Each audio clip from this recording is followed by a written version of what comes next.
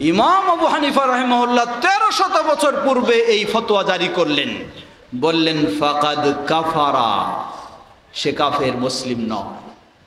একজন মানুষকে জিজ্ঞাসা করবেন, বলুন তো আল্লাহ কোথায়? সেই মানুষটা উল্টা আপনাকে ধমক দিবে। কি ধমক দিবে? বেয়াদব কথাকার, আল্লাহর সাথে বেয়াদবি শুরু করেছ। হ্যাঁ, উল্টা ধমক দিবে, বলবে কি? বেয়াদব কথাকার, তুমি আল্লাহর সাথে বেয়াদবি শুরু করেছ। কেন এই ধমকটা দেয়? কারণটা কি? কারণ হলো এই আলেমরা বা এই মানুষেরা আসলে কোরআন হাদিসের চর্চা করে না।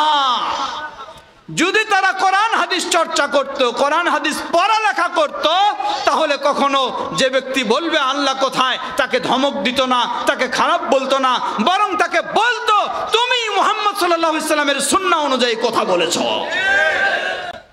নবী মুহাম্মদ সাল্লাল্লাহু আলাইহি ওয়াসাল্লামের হাদিস খুলে দেখুন, সহিহ মুসলিমের হাদিস।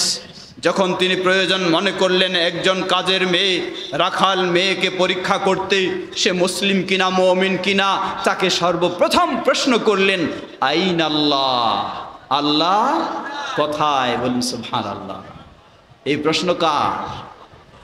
দুনিয়ার কোনো ব্যক্তির নয়, সর্বশ্রেষ্ঠ ঈমানদার যিনি নবী মুহাম্মদ সাল্লাল্লাহু আলাইহি ওয়াসাল্লাম, আল্লাহর সাথে সর্বশ্রেষ্ঠ ভালো আচরণ যিনি করেন, সেই মুহাম্মদ সাল্লাল্লাহু আলাইহি ওয়াসাল্লামের প্রশ্ন কারো ঈমান যাচাই করার জন্য তিনি প্রশ্ন করতেন আইন আল্লাহ, আল্লাহ কোথায়?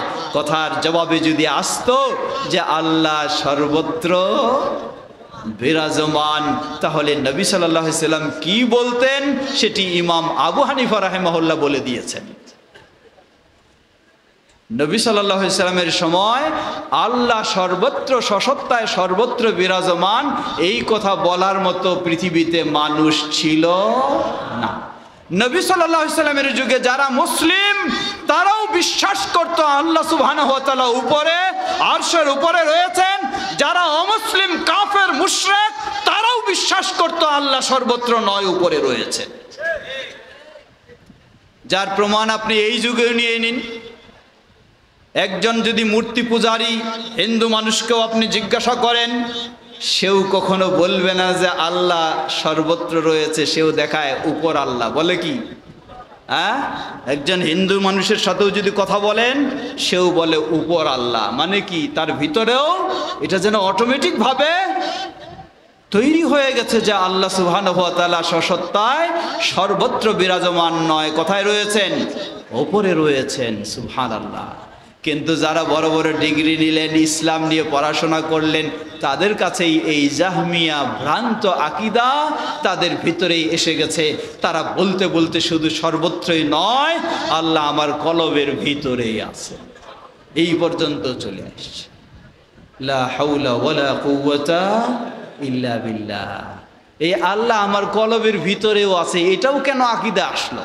এটাও ওই একই খুঁজে পাবেন। এই মর্মে তারা জাল হাদিস তৈরি করে নিয়েছে। এই হাদিস, হ্যাঁ, কলবুল মুমিনে আরশুল্লাহ, মুমিনের কলব হলো নাকি আল্লাহর আরশ। তে মুমিনের কলব যদি আল্লাহর আরশ হয়, তা আল্লাহ তো আরশের উপরেই আছেন, তাহলে এই কলবের ভিতরেই আছেন। নাউযুবিল্লাহ। এইভাবেই তারা তৈরি করে নিয়েছে। ইমাম আবু হানিফা রাহিমাহুল্লাহ একটি সুপ্রসিদ্ধ গ্রন্থ, যেটি নিয়ে কিছু মতভেদ থাকলেও সবচেয়ে বেশি সংখ্যকই বলেছেন, যা ইমাম আবু হানিফা রাহিমাহুল্লাহর ছেলে হাম্মাদ বিন আবি হানিফা রাহিমাহুল্লাহ তার রিওয়ায়াতে বর্ণিত। সেই কিতাবের নাম হলো আল ফিকহু আল আকবার, সবচেয়ে বড় ফিকহ, যেটি ওযু গোসলের নিয়ম নয়, সালাতের নিয়ম নয়, সেই সবচেয়ে বড় ফিকহ হিসাবে আখ্যায়িত করেছেন ইমাম আবু হানিফা রাহিমাহুল্লাহ। সেটি আল্লাহর বিষয়ে, আকীদার বিষয়গুলিকে সবচেয়ে বড় ফিকহ বলে আখ্যায়িত করেছেন। ইমাম আবু হানিফা রাহিমাহুল্লাহকে জিজ্ঞাসা করা হলো, কেউ যদি বলে যে আল্লাহ আরশের উপরে নেই, অথবা আরশ কোথায় রয়েছে আমি জানি না, তার বিষয়ে হুকুম কি? ইমাম আবু হানিফা রাহিমাহুল্লাহ 1300 বছর পূর্বে এই ফতোয়া জারি করলেন, বললেন ফাকাদ কাফারা, সে কাফের, মুসলিম নয়। যে বিশ্বাস করে না আল্লাহ আরশের উপরে রয়েছেন, সে মুসলিম নয়। দলিল পেশ করলেন বললেন স্বয়ং আল্লাহ নিজের পরিচয় দিতে গিয়ে নিজেই বলেছেন আর রহমানু আলাল আরশি ইস্তাওয়া, দয়াময় রহমান তিনি আরশের উপরে রয়েছেন। লিল্লাহি তাকবীর। দয়াময় রহমান তিনি আরশের উপরে রয়েছেন। আল্লাহ যখন নিজেই নিজের পরিচয় দিয়েছেন, ইমাম আবু হানিফা রাহিমাহুল্লাহ সেই দলিল দিয়ে বলতেছেন এত তো সত্ত্বেও কেউ যদি বলে যে আল্লাহ আরশের উপরে আছেন, বুঝলাম কিন্তু আরশ কোথায় তাও জানি না, বা আল্লাহ কোথায় তাও জানি না, অর্থাৎ সর্বত্র এই ধরনের চিন্তা ভাবনা রাখতে চায়, ইমাম আবু হানিফা রাহিমাহুল্লাহ 1300 বছর পূর্বে তিনি ফতোয়া দিলেন ফাকাদ কাফারা, সেই ব্যক্তি কি নয়, মুসলিম থাকার অধিকার নাই, কারণ সে আল্লাহর বিষয়ে আল্লাহর কথাও মানে না। এটি হলো জাহমিয়াদের ভ্রান্তদের আকীদা যে আল্লাহ সর্বত্রই বিরাজমান। কোনোদিন কোনো মুসলিম ইমামের এই আকীদা ছিল না যে আল্লাহ সুবহানাহু ওয়া তাআলা সসত্তায় সর্বত্র বিরাজমান। বলবেন যে দলিল কি নাই? অসংখ্য তো দলিল পেশ করা হয়। জবাব, ইমাম আবু হানিফা রাহিমাহুল্লাহ সেই ফিকহুল আকবরে এমন সুন্দরভাবে কথাগুলি বলেছেন, খুঁজে দেখবেন।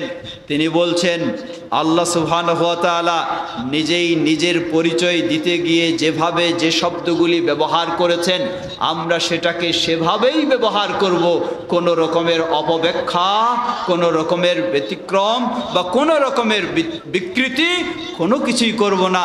আল্লাহ যেভাবে বলেছেন আমরা সেভাবেই করব, সেভাবেই বিশ্বাস করব। এটি মূলত আহলুস সুন্নাহ ওয়াল জামাআতের আকীদা। এটি ইমাম আবু হানিফা রাহিমাহুল্লাহর আকীদা, এটি ইমাম মালিকের আকীদা, এটি ইমাম শাফি রাহিমাহুল্লাহর আকীদা, এটি ইমাম আহমদ বিন হাম্বল রাহিমাহুল্লাহর আকীদা। এটি হচ্ছে আহলুস সুন্নাহ ওয়াল জামাআ বা সালাফি বা আহলুল হাদিস তাদের আকীদা। প্রিয় ভাইরা আমার, সুতরাং